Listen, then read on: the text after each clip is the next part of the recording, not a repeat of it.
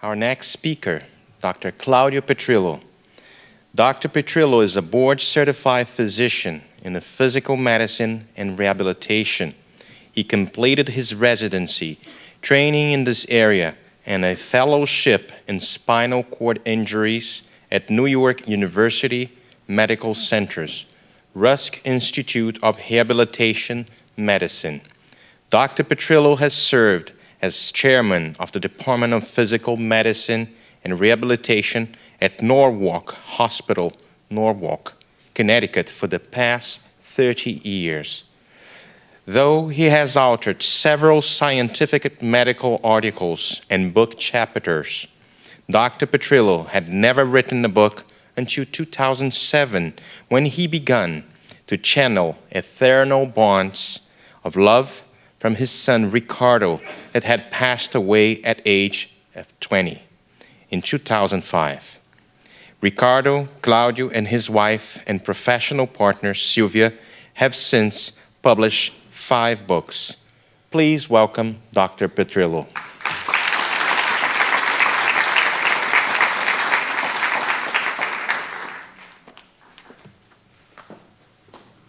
Good afternoon.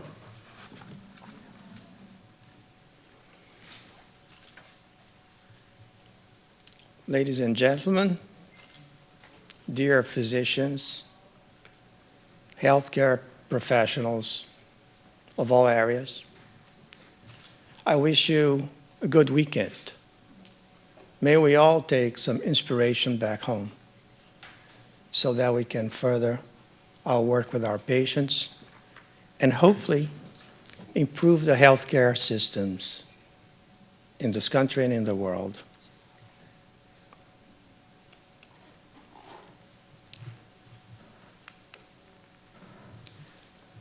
The great Plato was really wise. At that time, 2,500 years ago, he pointed out that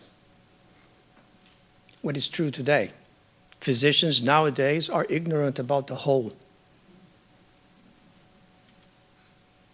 And they continue to make the same error of separating the soul from the body. Why has our healthcare system failed? Does anybody has any doubt that it has failed? I don't think so. Well, one of the reasons that it focuses on management of disease and not health. Another reason that's important is the emphasis and overutilization of very expensive, high-tech diagnostic and treatment modalities, neglecting prevention, lifestyle modifications, mind-body techniques, and spiritual practices that foster health for the body, mind, and spirit. We have a model that is an illness profit that is unsustainable. I don't think anybody has any doubt anymore. And what I have to tell is that the answer is not political. The answer is within each one of us. Our acknowledgement of that will change how we relate to our patients. As a physician practicing for just about 40 years, I'm learning more with my patients now. The patients, the population is growing more wiser than physicians. Larry Dossey in the late 90s, in his book, Reinventing Medicine, describes 3 distinct stages in modern medicine. He calls it mechanical medicine, and it dates from the mid-1800s when Louis Pasteur started with his amazing discoveries in microbiology. It's called mechanic medicine because of its materialistic, mechanistic, and physicalistic emphasis. That's someone in the emergency room being seen by the trauma team. They will cause trauma. Mechanical medicine is causal, deterministic, describable by classical concepts of space, time, and matter energy. Mind is not a factor. Mind is a result of a brain mechanism. As a neurologist I know said, the mind is but a secretion of the brain, like bile is a secretion of the liver. That's a good... Mechanical medicine uses any form of therapy focusing solely on the effect of things in the body. Almost all forms of modern medicine is included in here. However, obviously, the Era 1 made monumental advances in the history of healing. And in fact, the achievements have been so significant that many people today remain convinced that the future of medicine lies almost exclusively in Era 1 approaches. There are many approaches for Era 1. The public health interventions are basically the most important cause about increasing longevity accomplished in the last century. It's quite effective, as a matter of fact, in managing acute illness, but it continues to be very ineffective in combating chronic, degenerative, and age-related illnesses.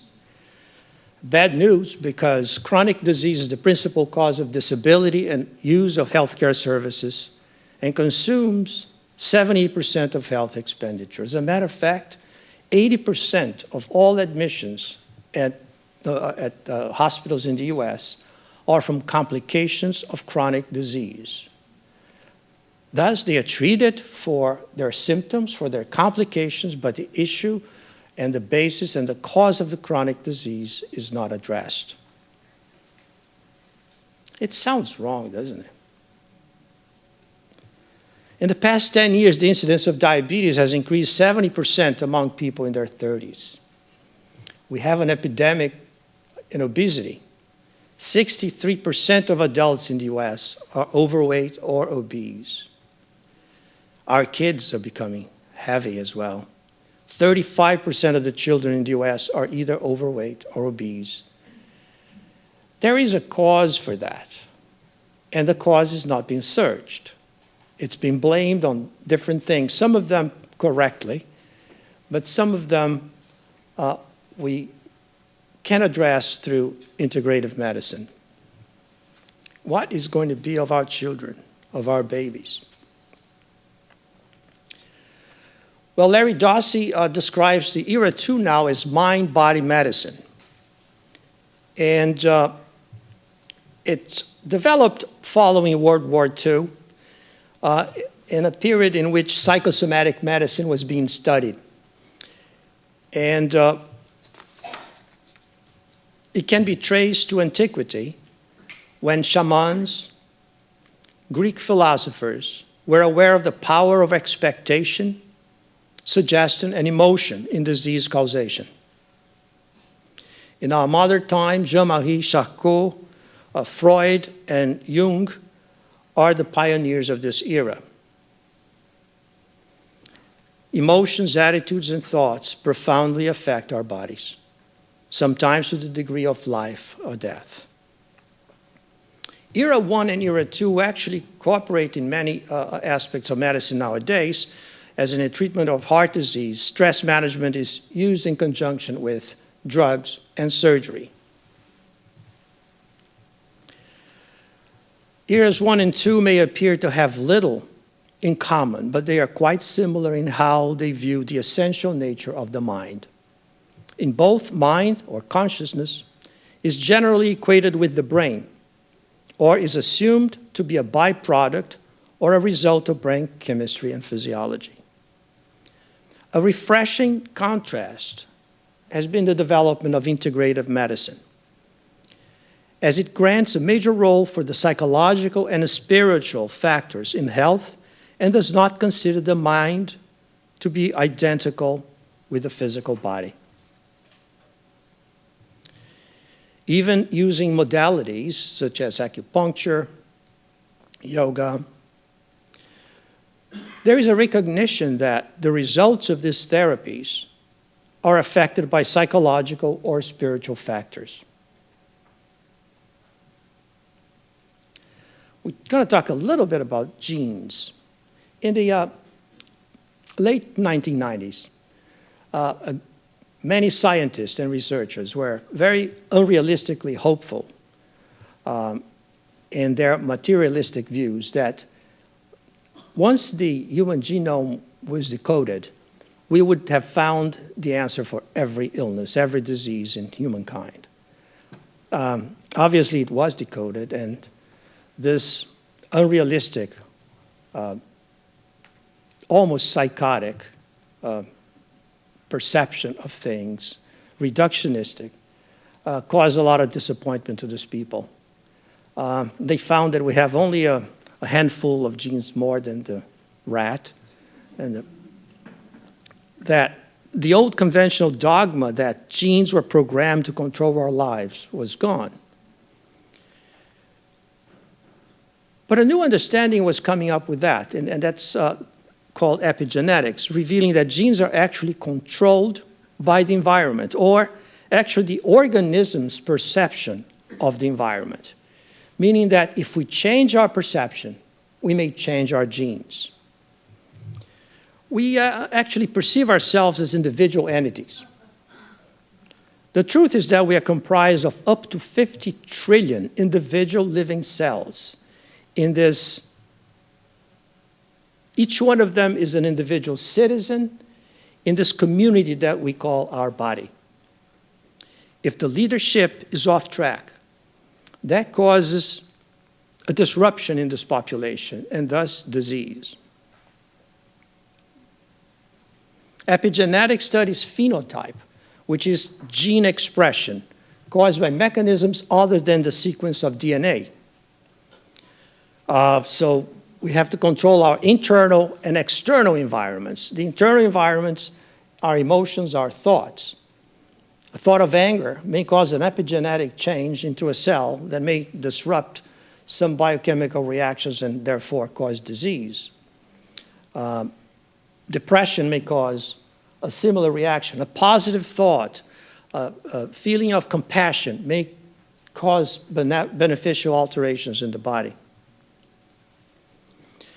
The changes, which is very interesting, the epigenetic changes are not transient to that cell or that human being, because it remains through cell division for the remainder of the cell lives and may also last for multiple generations. Therefore, the mother here smoking may cause an epigenetic change that will create a lung cancer, but she's also passing that to the fetus and to the reproductive cells to the fetus, so we can involve a second and a third generation. So non-genetic factors cause the organism's genes to behave or express themselves differently. So dine for your descendants. Your grandchildren are what you eat. So nutrition became a very important aspect of medicine for integrative medicine. It has become a major part of our practices that we are focusing ever more. I will give you a very quick case that I've been following for years. This is a lady in her late 90s who has a multitude of illnesses. I've been managing her for a below-knee amputation that she's had about 5 years ago, and she has polymyalgia rheumatica. She has a hypercoagulable disease of unknown cause. She had pulmonary embolism. She had deep vein thrombosis. She has peripheral vascular disease.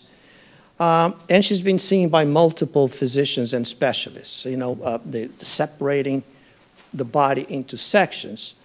And she comes to me one day and said, please do anything. I can't take that pain. She's having pain mainly from the polymyalgia rheumatica, and she's on high dose of prednisone, which is creating a lot of side effects on her.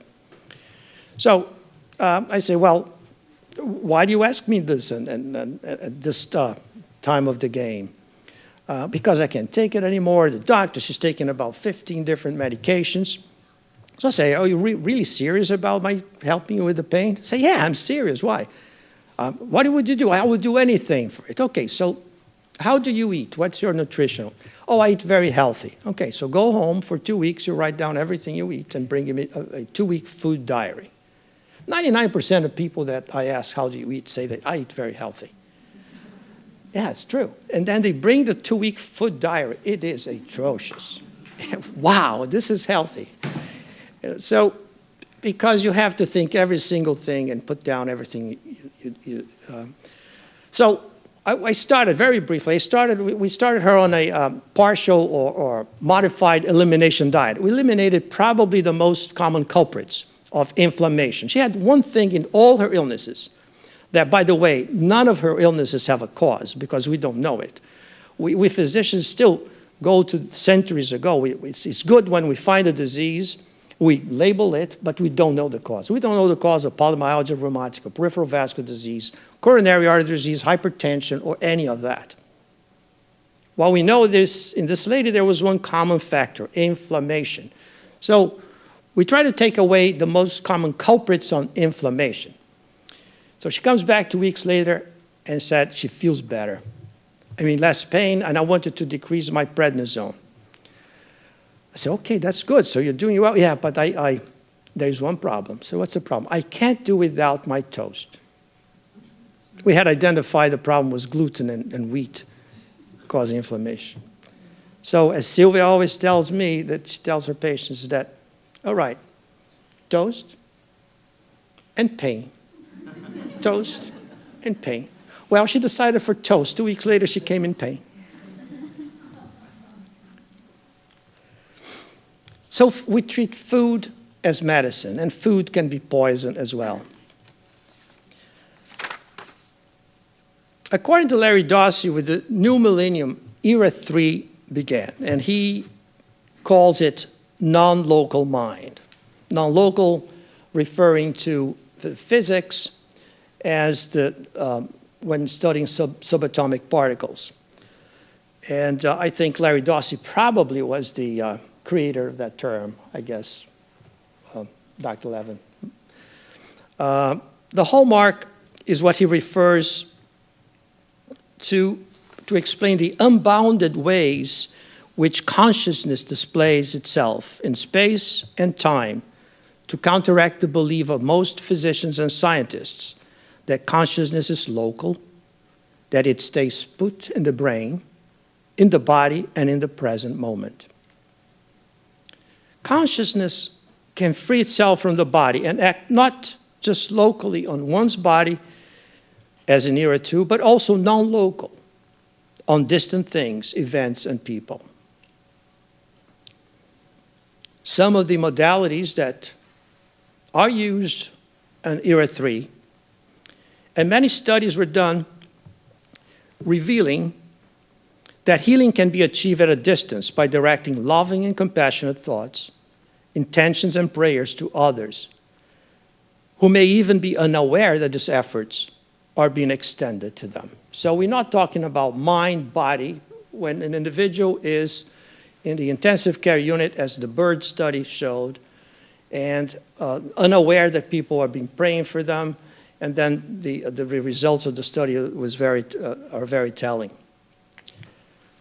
Now, I like to bring the slide of Allan Kardec just to remind everybody that all this new scientific evidence that we're bringing today, he had alluded to that when he decoded the spirit messages in 150 years ago.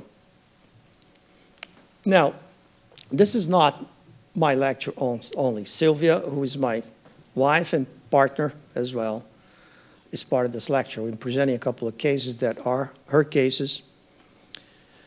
And we both had very traditional training and practice of physical medicine and rehabilitation. And although we believe that we were always very committed to our patients, we used mostly Era 1 and 2 approaches to dealing with them. And we currently are both basically practicing full-time in our office and trying to apply what we've learned over the years. But we were very comfortable, and something actually put us at a crossroad. at one time. In 2005, our son Ricardo passed away in an accident in college.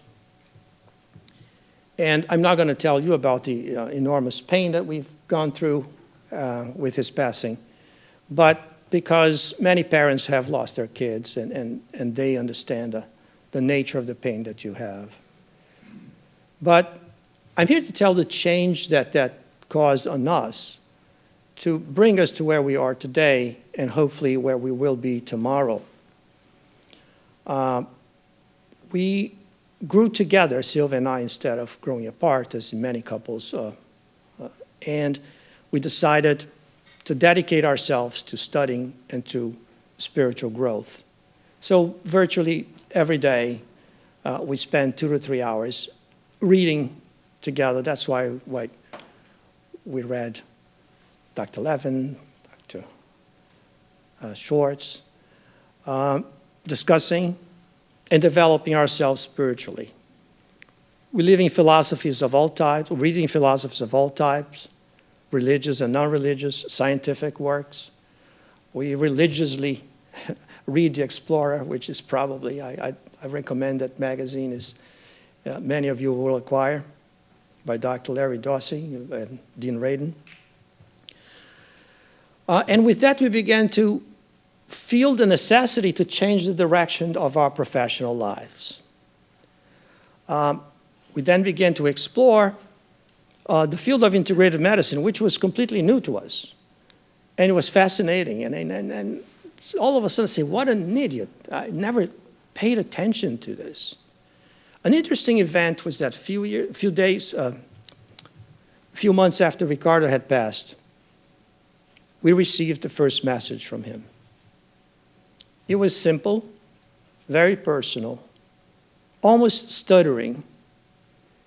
Sylvia and I knew immediately that it was him. There was no doubt about it. And in our minds, in our hearts, we felt his presence there. We felt his energy there. And then a few weeks later, we received a second, and then a third. And then the messages have become a little more frequent, once a week, a couple of times a week. And a few months later, he tells us that we were going to write a book. So Eternal Bonds of Love was published in May 2008. Following that, Poems for the Better World, Poems of Love. These first 3 books are very personal in many ways, telling of his experiences in the spiritual world, but also sending some very interesting messages that are personal to us, but also to whoever didn't know him. His 4th book, Eternal Romeo, came in 2010, and it was a completely different. He just said, okay, enough of that, so let's go to other businesses. And that's a fiction, historical fiction, as he describes it. Also written in poetry. And then Planet Janus, which was published early this year, is the 5th book. We have 3 more, 2 one in publishing, 2 in editing, and 1 that we are writing. He writes a lot faster than we can publish or edit the books.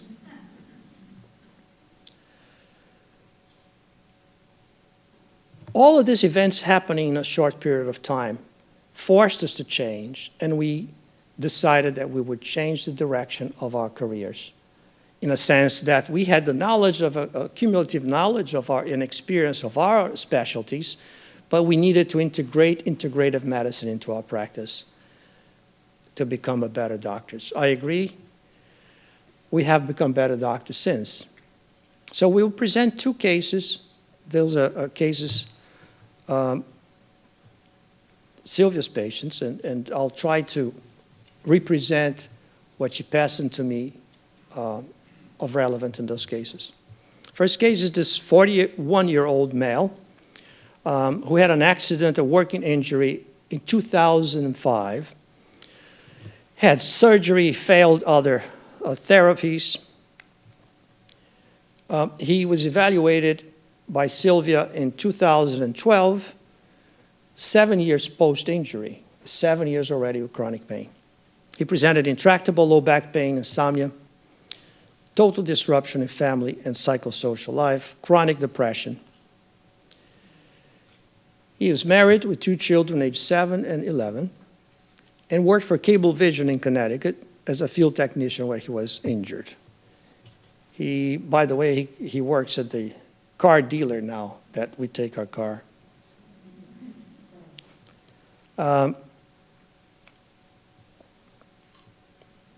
An in-depth social history shows that the patient was very active in sports, socially and recreationally. Now, never would want to go out or socialize. He had significant marital dysfunction since his injury and sexual dysfunctions as well.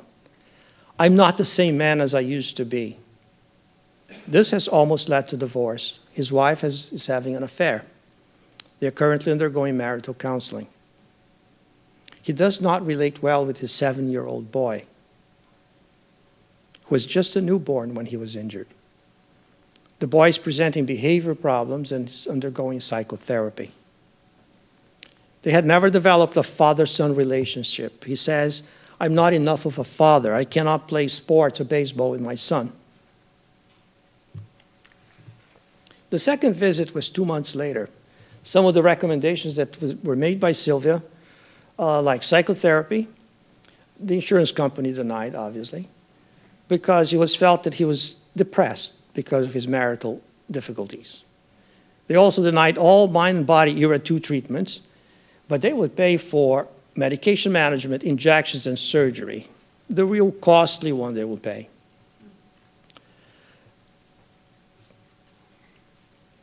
The patient came in a lot of pain. He was very angry with the system, both with his former employer as well as his insurance company. He was living in a bubble of negative emotions.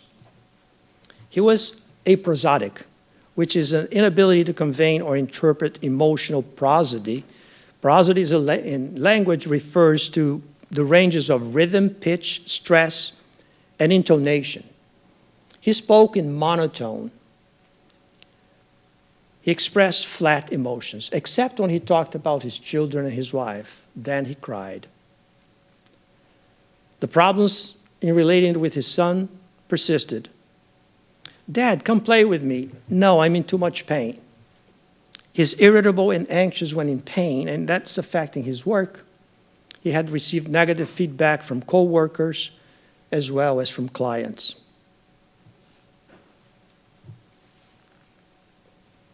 He began presenting panic attacks. He had no personal funds for psychotherapy. So at that point, the recommendations were deep breathing and relaxation exercises for pain and anxiety. So he was educated on techniques of deep breathing and education. Some natural remedies were given for sleep, and educational strategies for parenting were discussed. And Sylvia would tell him, have you ever helped your son with his homework? Why do you have always to talk about playing sports with him or physical activities? Take him for an ice cream. Take him to a movie. Simple things. He was a very unsophisticated man to understand that. His third visit was a month later. And he comes saying, deep breathing has helped me more than any medication. Doc, you have helped me more than any other doctor. He's saying all of that, but with no emotion in his voice. He's flat, his expression is indifferent, and he's totally episodic. At this point, Sylvia is kind of out of words. She hasn't scored anything with him. He's a little bit better here or there, but still flat, and 7 years of that. And then, obviously, there is an inspiration. She asks him, I've never seen you smile. He was surprised, almost shocked, and said, hey, Doc, do I have a reason to smile? Let me tell you about some studies done in smiling and laughter. Laughter may ease pain by causing the body to produce its own natural painkillers and break some common pain spasm cycle, common to some muscle disorders. It releases neuropeptides that helps fight stress, improving your immune responses. The simple muscular exertion produced by the familiar triggers an increase in beta endorphins, the brain chemical known for the feeling good effect. So she tells him, the moral of the story is, if you don't have a reason to smile, fake it. Nothing else had resonated with this man before, but these seem to have. August 8th was his last visit, so Sylvia goes to the examining room to meet the patient and finds a big smile on his face. So she asks, is it real or fake? I say, no, Doc, it's real. I think a lot about what you told me. Sometimes with a client, I'm in pain and don't feel like smiling, but I fake, and it works. It is contagious. His pain level has not changed, but the quality of life has. He has improved relations with his son. He performs better at work, sleeps better, and has decreased level of anxieties and decreased sense of hopelessness. The case illustrates a lot of things. First of all, as a doctor, you have to listen. And none of us can listen in the 6-minute visit, that's the average visit that a patient has with a family practitioner. And you have to encourage the patient to have an active participation and role in treatment and outcome. Some tools were given to him for him to use himself. The patient had lost control of his life.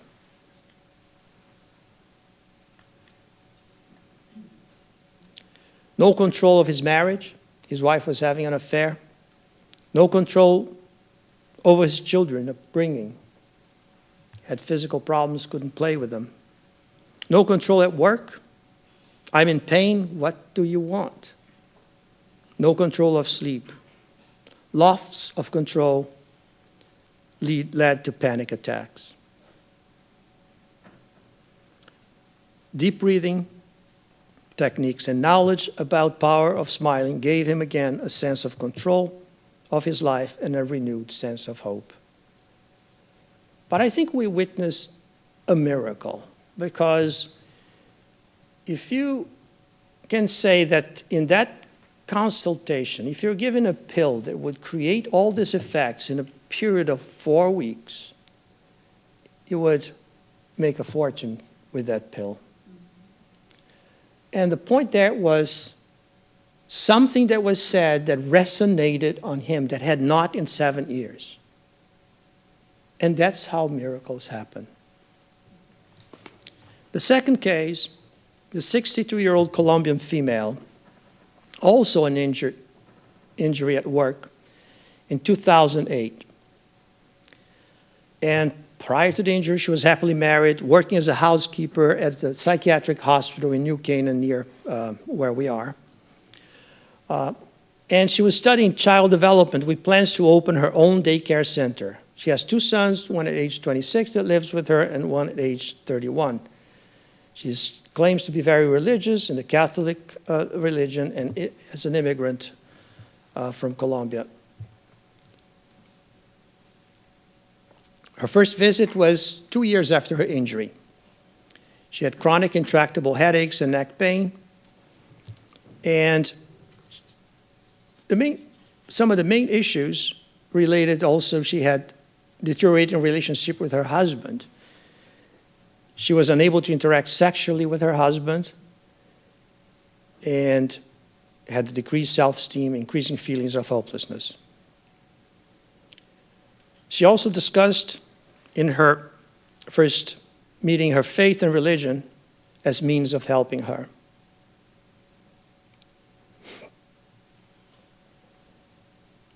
The treatments recommended at the time, psychotherapy, and she was unable to pay out of pocket, nutrition, stress management. She had some Botox injections, trigger point injections, medication management, and psychosocial and emotional support.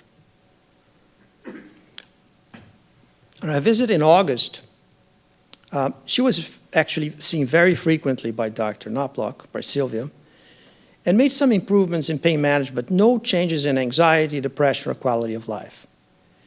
And she had a progressive deterioration of her marital status, leading to a divorce. Her husband also had an affair. So at this visit, she comes in a lot of pain. She was worse psychologically, and she would say, "Look at me now. Why has this happened to me? I'm losing my faith. I pray every day for the Lord to take me." She was losing her faith. Her way of saying things was a great concern to Sylvia. She was bringing issues in a different scale. Listening was so important. She begins to cry at one point and says, "I just found out that my son is using drugs, and he told me that it's all my fault." That was a catalyst. Something was very wrong at that time. The family was blaming her for the divorce and all else. She felt guilty and ashamed. "It would be better for them if I was dead." All logical attempts to explain that she has no fault on the choices that her own son had made fell on deaf ears. Nothing would touch her. She was really falling into a self-pity crisis. She was the worst person in the world. Nobody had a problem as bad as she had. She even mentioned, "I have a cousin who lost her leg, and we thought it was horrible, but she got a prosthesis, an artificial leg, got married, and she's happy. So I'm much worse than her." So Sylvia tried to present some of the cases of patients that we have with tremendous disabilities, and the way they worked to improve the quality of their lives. But that was nothing. Nobody could be worse than her. So Sylvia was out of words when she felt Ricardo's presence with her. Felt emotionally, and out of the blue, she said, "Let me tell you about my loss." And she began to tell our story. The woman froze, but just listened. Listened attentively to the story. Somehow, she was identifying that somebody also was suffering or had suffered. And that was not just her doctor who would listen to her but never understand the extent of pain that she was going through. "I see my son in every patient that comes to me, and I feel that he's here with me now. I have become a better doctor since his passing. Yet, I would take all the pain and all the disabilities and impairments, all the patients that I've ever had, to experience his physical presence for a moment." We have told some of our patients our story once in a while, but in a planned way. This was completely unplanned, and so Sylvia was emotionally also touched and crying, so they stood up and embraced. "Doctor, you didn't give me any injections in my neck today, but you gave me an injection in my soul. This was a gift from God to me." Sylvia couldn't escort her to the exit because of the emotional status, and the following day she receives an email from the patient saying, "I know God was there yesterday." She was regaining her faith. The last visit happened last Monday, September 5th. The patient called for an appointment for repeat trigger point injections as the previous ones had worn out her neck. She greets Sylvia in the office with a smile, the first in 2 years that she's seen her. She initiates conversation by saying that she has decided to start volunteering. She would like to volunteer at Norwalk Hospital working with children. Remember, children are noisy and unpredictable. I also found a Spanish-speaking psychologist, and we'll be starting psychotherapy right away, paying out of pocket. Her name is Sylvia, and she's from Argentina. I think Dr. Schwartz will talk about synchrony tomorrow, I guess. Her pain is unchanged. She still does not sleep well. But I'm feeling so good.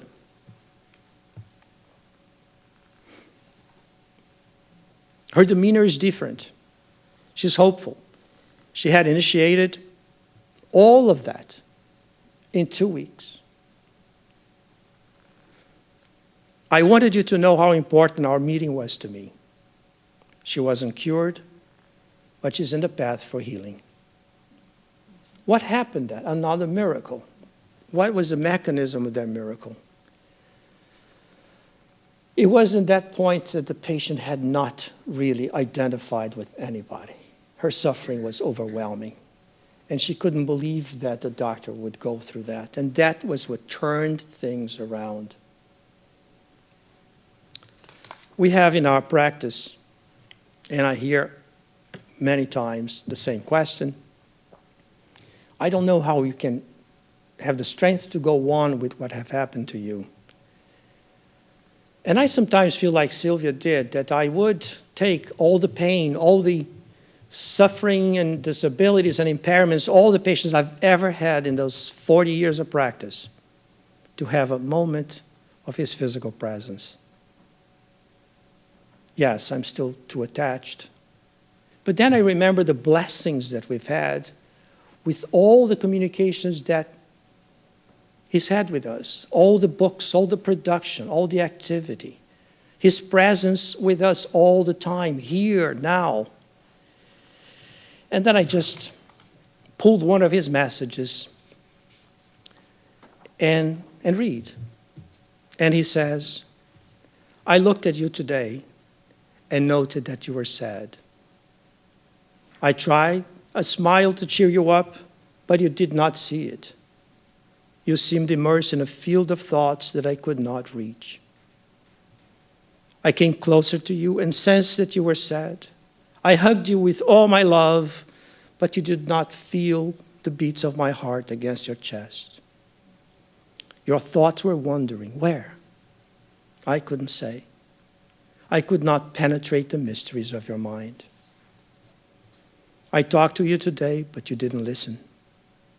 Your mind was occupied with what I couldn't tell. Your thoughts were locked in the vault of your mind, closed to all. Resigned with it, I decided to wait, and with my heart's most sincere feelings, I prayed that you opened yourself to us, that you would have the strength to continue your struggles and still open yourself to us. Like rays of light, my answers came, multicolored, reaching you to your innermost, with sense of peace, inebriating your heart and unlocking that vault, allowing gray clouds to escape and become immersed in that symphony of lights, taking the shape of hope. You smiled to my kiss, and I could see you knew that for each moment of desperation and hopelessness, there will be many of joy as we conquer a moment at a time to achieve perfect harmony with God. We need each other. You and I, and all of us that comprise this great family whose Father continues to bless us with his mercy and love. I walked this morning near you and knew you were sad. I hugged you in my arms and you sobbed. Your heart was open and the blood bubbled in coily fury. You knew I was there and you cried. And I cried of happiness for having you back. Tonight, you looked at me and smiled. Life goes on, we know. And no more. That we will never be alone, never abandoned in our endless journeys. We go on.